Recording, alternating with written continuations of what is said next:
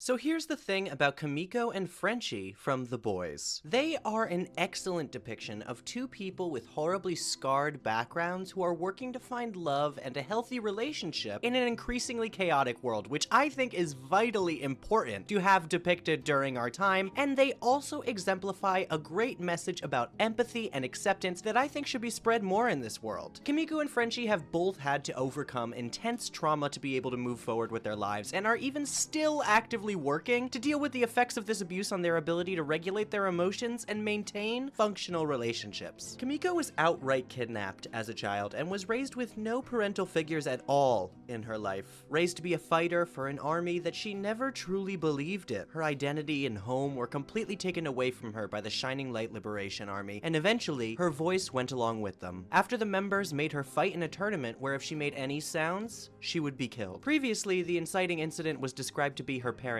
death, but Kimiko was unable to admit to her brother the real cause for this lack of speech, or really to herself. Because as we see in season 4, her dedication to this order caused her to hurt others permanently, in a way that they also carried with them for the rest of their life, especially since that other girl we met was also taken into Shining Light by Kimiko herself. The amount of damage that threats and trauma like this can level on children cannot be understated, and Kimiko being unable to speak immediately following this event points to the fact that her stress from this trauma has caused her to develop this mutism. She tries to speak afterward, but it isn't as if she's choosing to remain silent. But her brain was consequently rewired due to that intense fear that struck through her that day, severely altering her speech patterns. That's not to say it's permanent and that it can't be relearned, but it did affect her chronically for a very long time. And she really struggles to communicate with the team and those around her except Frenchie. It's really understated in the fan base how frustrating this must be for her. I felt it the most after MM's panic attack in season 4 when they're at Tech Knight's party, where she had to explain to A-Train what was happening through book titles. It's incredibly frustrating for her, and it stunts her relationship with others later in her life. And we see this obviously when we first meet her, where she is so scarred she can barely sit still or face anyone for fear that they might hurt her, but is not able to accurately convey these emotions or state what she is feeling. It's really terribly tragic, and I'm glad Frenchie was the one who was able to break through the boy's obstinance to going after her. Not to mention that the only family that remained alive, her brother, gave in to that radicalization that Shining Light tried to instill in both of them, and eventually was brutally murdered right in front of her by an ultra-racist. She has lost everything from her old life. Every part of her identity, her upbringing was completely ripped away from her, and it creates this intense fear in her that she will lose it all again. And that is why she often sets her sights so wholeheartedly on getting revenge on those who have wronged her, or who present a threat to the boys and those she cares about in any way. In season 2, she becomes absolutely hell-bent on bringing Stormfront down to the point where she takes unnecessary risks and nearly gets herself killed if it weren't for Frenchie's intervention. She can't bear to lose anymore, or to even think about the possibility of losing anyone else. And then you couple this with her low sense of self-worth. Through this treatment and harsh training her entire life, as well as their successful V experiments on her, Kimiko often feels as if she has been created to be a weapon rather than a real person.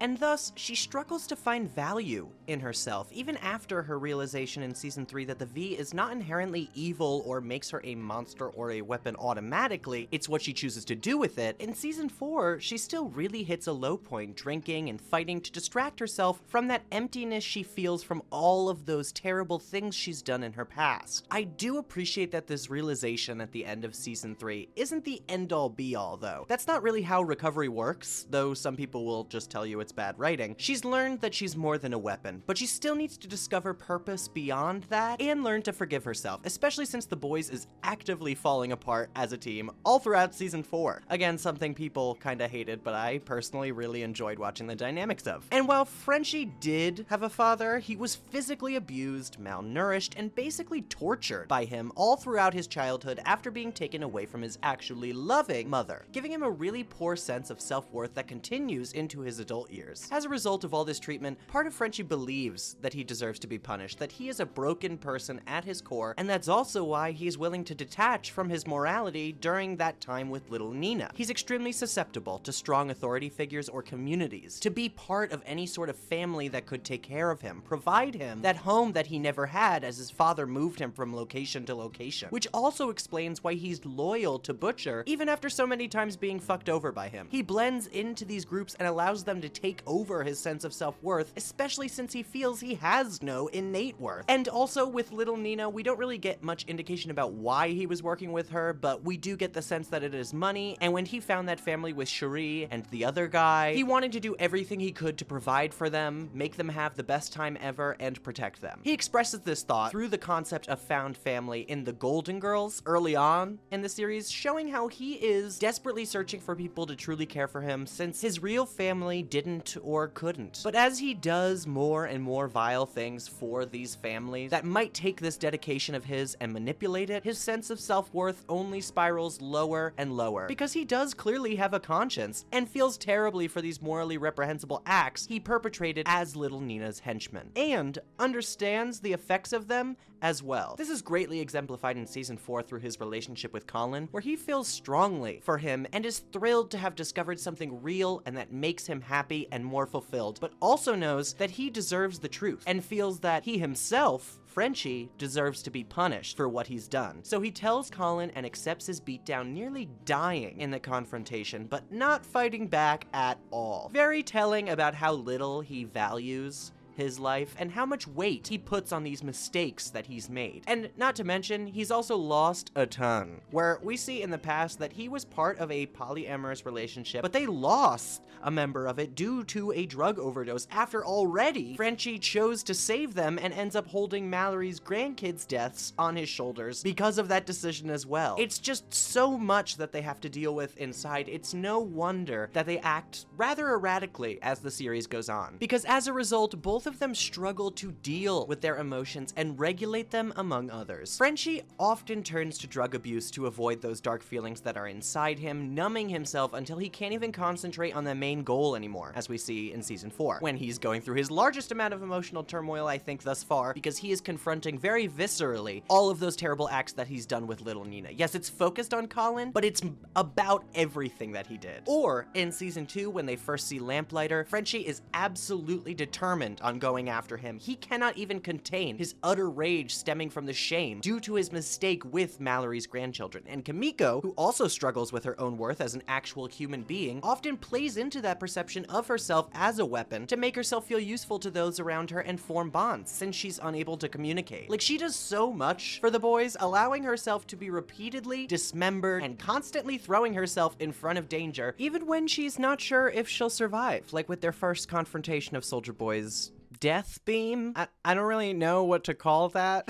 She's never really had a community or a family that she can depend upon, except for Kenji, and we know that when they were in prison, she went above and beyond to provide for him, stealing food and such, and putting herself at risk. So when she finally does find a stable one, well, not that stable, but still. She applies the same mentality that Shining Light forced her to put forth, losing herself in this group at times. It's a part of why she's willing to take Compound V again. We've seen what it's like.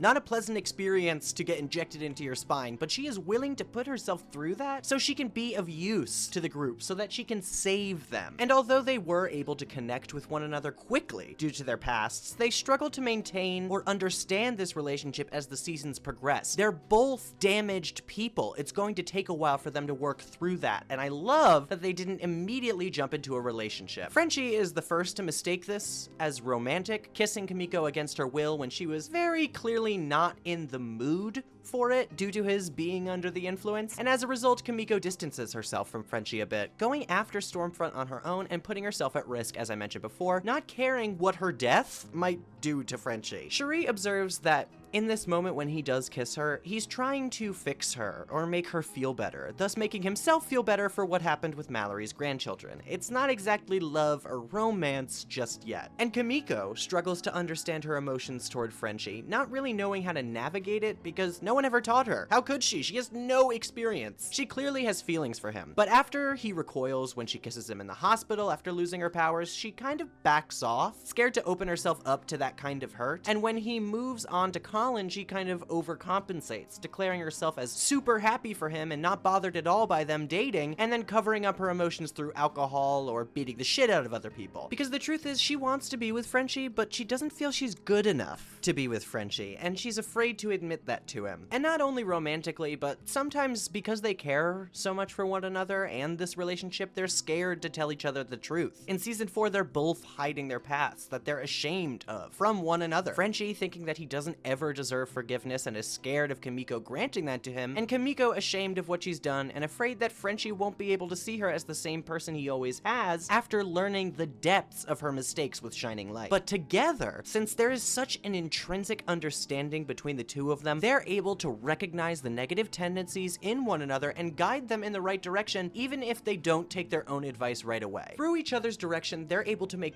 great leaps in terms of personal development. It speaks to the value of what's called peer support, a very prevalent form of treatment for those with mental health issues, or those who have undergone intense trauma, or those struggling with addiction. It makes sense, right? Those who have undergone similar experiences or traumas can better understand you and show you more real empathy that is believable. Kimiko is able to learn to communicate and trust others once again after being hurt and abused so badly. Frenchie is extremely patient with her and doesn't judge when she lashes out in anger, only wanting to support her. He also always sees her as a human and treats her like one, even though the other boys, even MM, repeatedly call her a monster and want to give up on her at the beginning. Not to mention that he's also her translator, making sure that she has a distinct voice on the team. Plus, he's able to help her learn to curb her more dangerous impulses, though he has yet to take this advice himself. And he can shield her from Butcher, who aims to treat her as a weapon. I mean, we're in season 4 and he is still referring to her as a weapon to Kessler, aka himself. Have you learned nothing about her or what she wants, Butcher? God damn, he just doesn't care. And ultimately, through this care, she's able to find her voice again at the end of season 4. I'm so eager to see where her arc goes from here, especially presumably separated from Frenchie, to see if she'll regress into old tendencies in an effort to return to him, or use what she's learned to grow, become more powerful,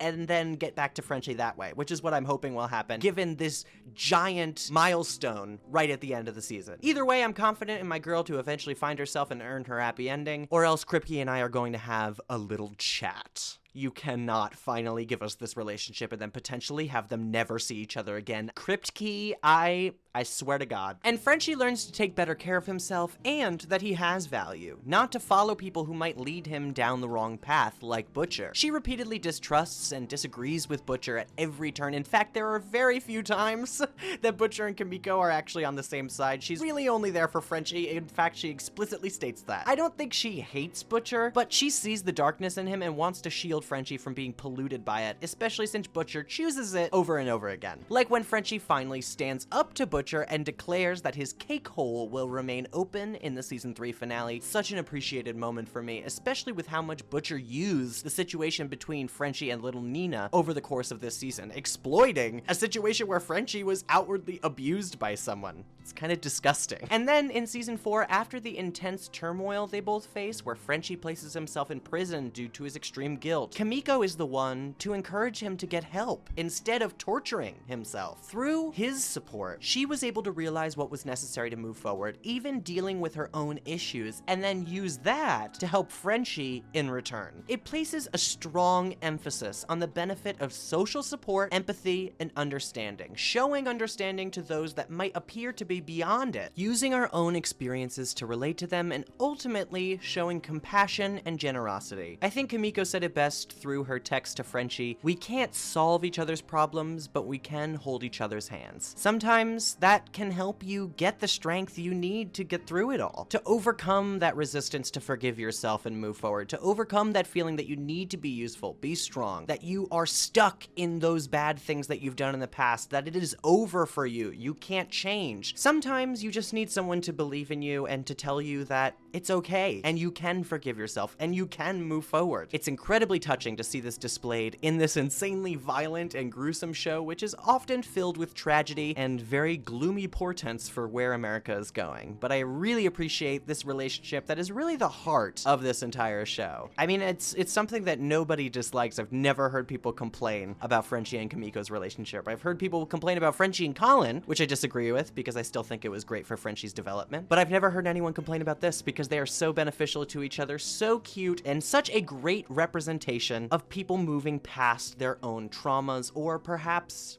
terrible acts. It's truly beautiful, and I appreciate this show for depicting that. Anyway, if you enjoyed this video, consider supporting us on Patreon at patreon.com/PosiTVty to get extra content in the form of unedited essays and all of these videos before they come out on here, but supporting us on YouTube is pretty cool. I gotta say, it's pretty awesome of you to do, so thank you for subscribing, hopefully, liking, hopefully, commenting, because we love to discuss the show with you as well. And let us know what you want to see next. Your input is always appreciated, and I like listening to you guys, because you guys have great ideas. I mean, it's pretty obvious.